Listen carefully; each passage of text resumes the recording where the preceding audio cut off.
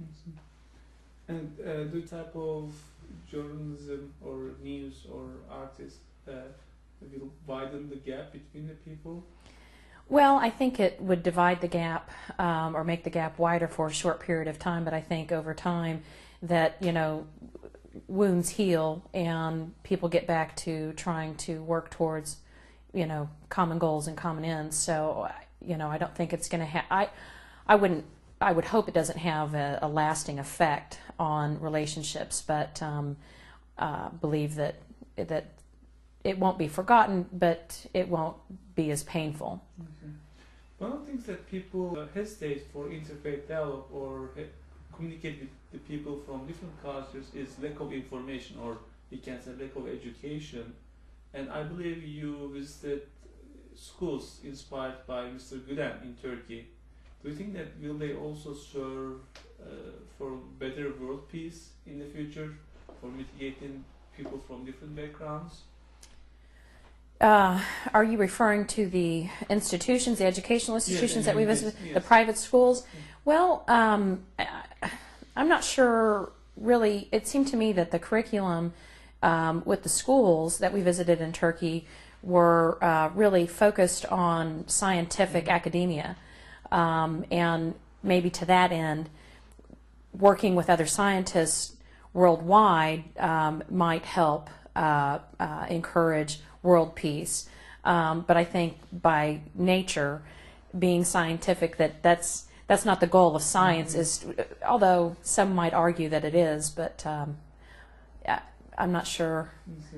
And like, do you what are all these schools on you? Like, what do you think when you visit them?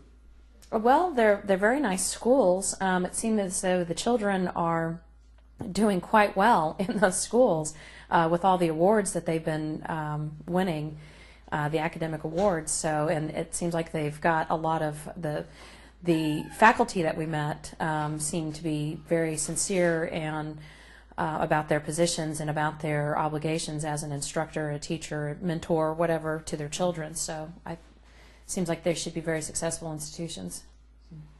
Read anything about Mr. Gülen prior to going to Turkey?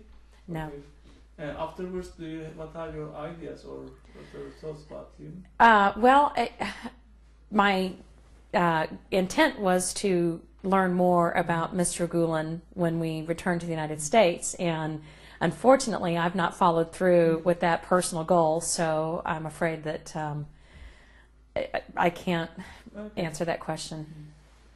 And before the trip, what did you know about Islam, and what did the word Islam mean? Prior to Yes, going to yes, Turkey, right, yes. it was really just a vague other religion, and to my knowledge, I wasn't. You had heard, other people talk about, well, Muslims believe this, or it's kind of like Judaism.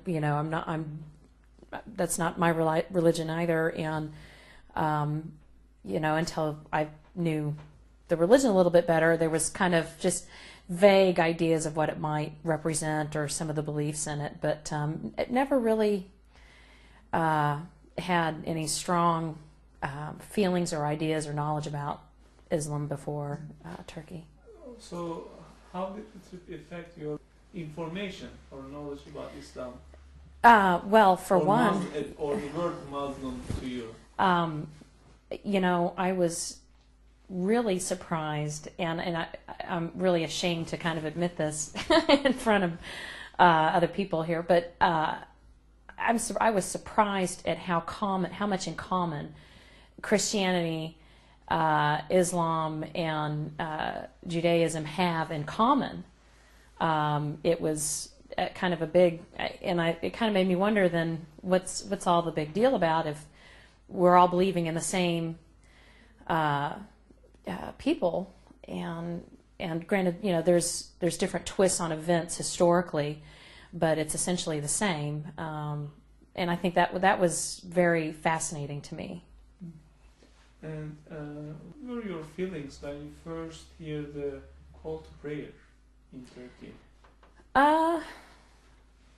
Well, the call to prayer when we were visiting the cities and watching the people arrive at the mosque, and yeah, I thought it was very fascinating. I thought that